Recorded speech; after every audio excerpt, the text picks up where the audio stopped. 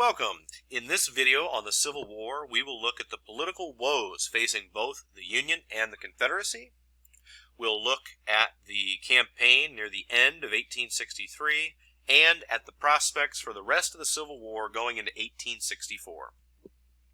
First, the political backlash for the Union.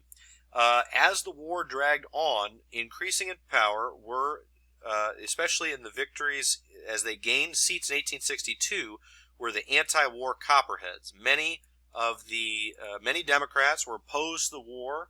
There were those who were pacifists. There were those who didn't want war against other Americans. There were those who didn't want a crusade to end slavery. There were those who thought compromise was coming.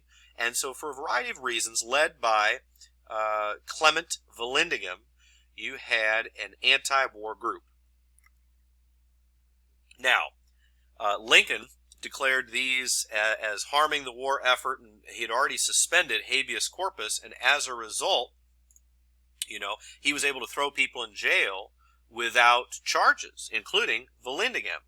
And so eventually he was quietly released and exiled and told to go to the Confederacy, since he was somewhat so opposed to the war. But in 1862, the Republicans almost lose the Congress, as Lincoln still has 2 years left in his term.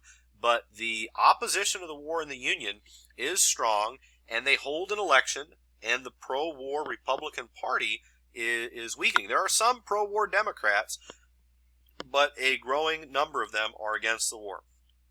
They're nicknamed Copperheads by their opponents because they're seen as like an aggressive, venomous snake that's in the rear that will betray the Union from behind.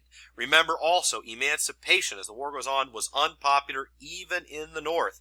It made the South more willing to fight on and on, but many Northerners resented the idea that this would be a war of emancipation and not merely a war to save the Union. Another problem the Union faced were the repeated battlefield losses, especially before Vicksburg and Gettysburg. The North had such a terrible string of defeats, from First Manassas to the embarrassment on the 7 days of winning almost all of those battles yet retreating every time. The disaster at Second Manassas, where Pope is flanked and crushed. The missed opportunity at Antietam, where Lee committed, in a way, one of the two big mistakes he would make, and McClellan does not punish him for it. Then the disaster at Fredericksburg, where the Union attacks a hopelessly entrenched high ground position. The bad luck at Chancellorsville, where Hooker had a good battle plan, but simply failed in the heat of the moment and was outmastered by an even better opponent. So going into this, you'd had nothing but disaster in many ways. And so these repeated battlefield losses, the loss of money and time, treasure, lives, these are all very unpopular and pushing more and more Union Americans to want an end to the war any way possible. The rebellion, the Confederates were not free from their own political troubles. There were Unionists. Many of those who lived in southern states were not entirely convinced the Confederacy was the right way to go, and they wanted to break away. There were East Tennessee had many Unionists. There was Jones County in Mississippi famously resisted the Confederacy. And in the Appalachian counties of West Virginia, they actually seceded from the secessionist state of Virginia and applied for statehood in the Union as the state of West Virginia in, I believe, 1863, and were admitted as their own state, and that persists to this day. Unlike the Dakotas or unlike the Carolinas, the reason there's two states called Virginia is there used to just be Virginia, and then West Virginia broke away during the Civil War because it was opposed to the Civil War and secession. Another rebel woe is the whole idea of confederation and a looser state government, or looser federal government. In fact, wanting a more confederal government, more like the United States had under the Articles of Confederation, and the demands of states' rights.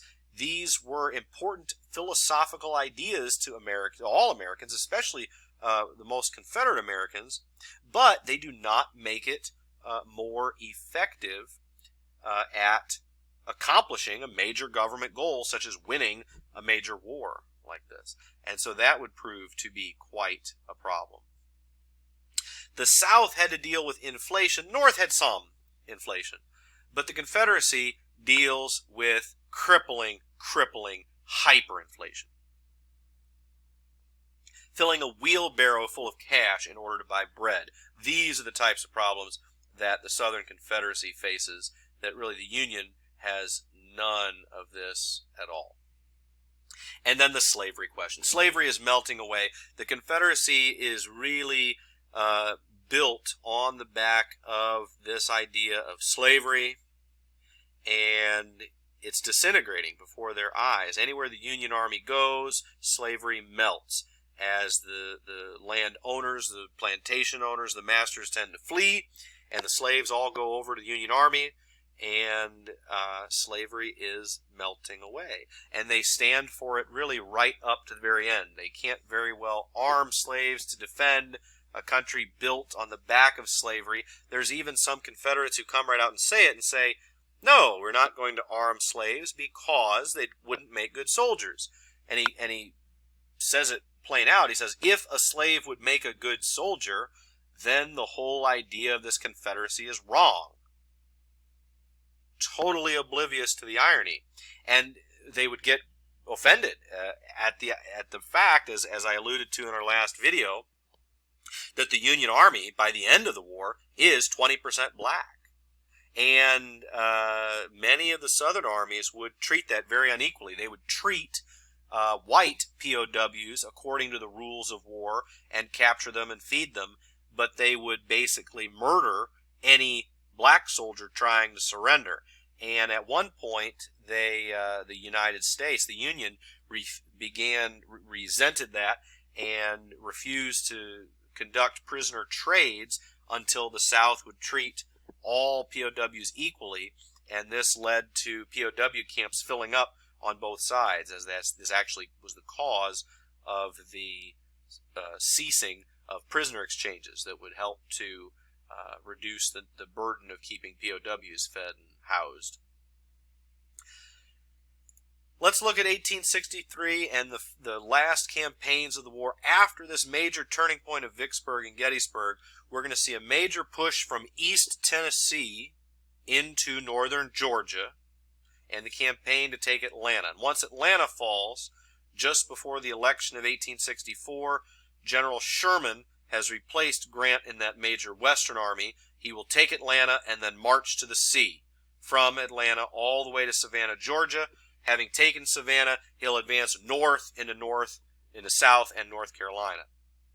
And then in the east, you see General Grant aiding General Meade with the Overland Campaign, straight from Washington, straight to Richmond, overland, through the places that those previous battles had been fought. In late 63, you still had Grant in command. He is over still in near Vicksburg and in Mississippi, but you had General Rosecrans, who was in East Tennessee, losing at the Battle of Chickamauga. The Confederates, under General Bragg, had retreated northern Georgia, and they are going to launch a counterattack. He's actually able to bring up troops from Virginia. Since the troops in Virginia were paused, the Confederates used their interior lines. They used railroads to send Virginia troops under Longstreet over to General Bragg to launch a major attack against General Rosecrans, who recognized in the middle of the battle that his lines had a terrible gap. Let's see if I can pull up a better picture of this. Yeah, ultimately, that he thought he had a gap, so he moved some men.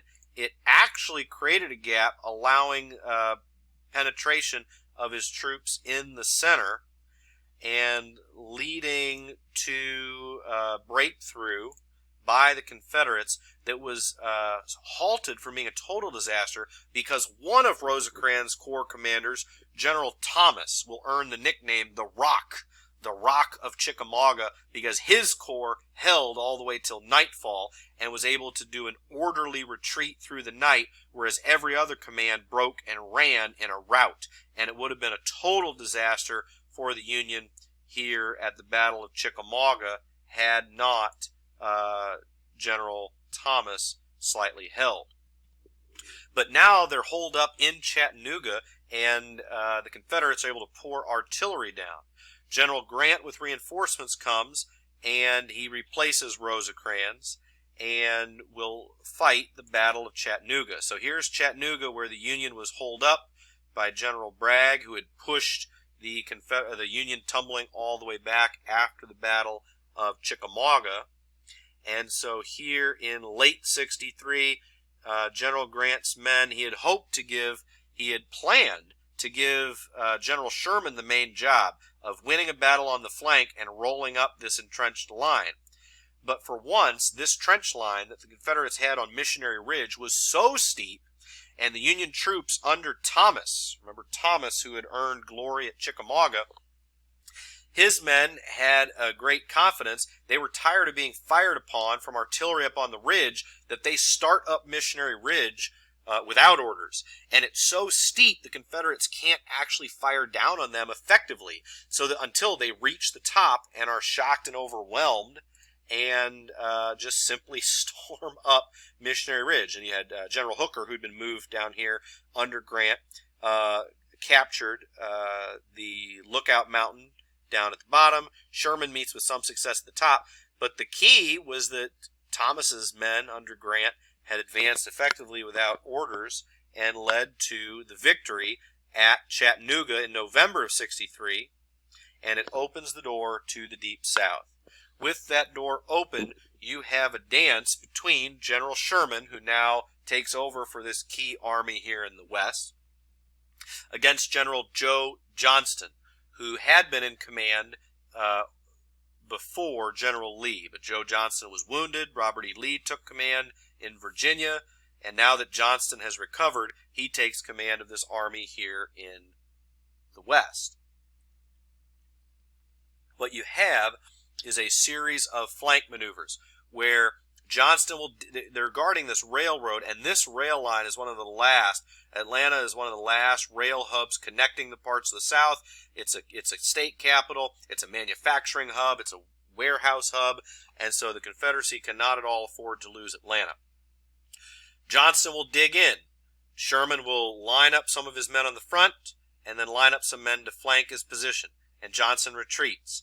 And then Sherman lines up men in front of Johnson, sends men around to flank. Johnson retreats. Wash, rinse, repeat all the way up to Atlanta itself, where Johnson digs in, and even when Sherman tries to flank, he just spreads his trench lines further and further and further all the way around the city.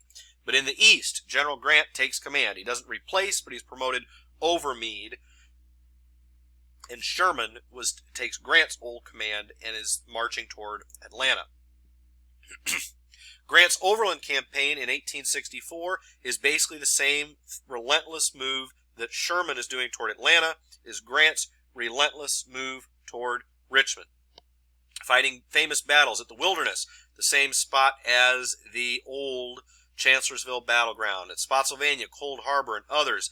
It's continuous battle after battle after battle over the course of this whole summer campaign, all the way to Richmond, looking something like this. In the comparison, I should say, this is Grant and Lee. Again, Grant keeps outflanking, and then finally at the end makes a big schleifing move all the way around to the south to prevent Lee from retreating, to actually trap them in Richmond. In comparison to McClellan's Peninsular Campaign, where McClellan won all these battles and retreated every time, Grant attacks and loses basically every battle, but since he has the men to do it, he keeps following it up with attack after attack, all the way to Petersburg in the suburbs or outskirts of Richmond, where Lee had anticipated the move on Richmond, but Grant flanked all the way around to the south at Petersburg, where there will be months and months of siege. And so you have Lee and Grant fighting effectively a trench war at Petersburg in the fall of 64, and you have Sherman, and Johnston engaging in siege warfare over Atlanta. And this is the context of the fall election of 1864, which is where we'll pick up next time. Thanks for watching.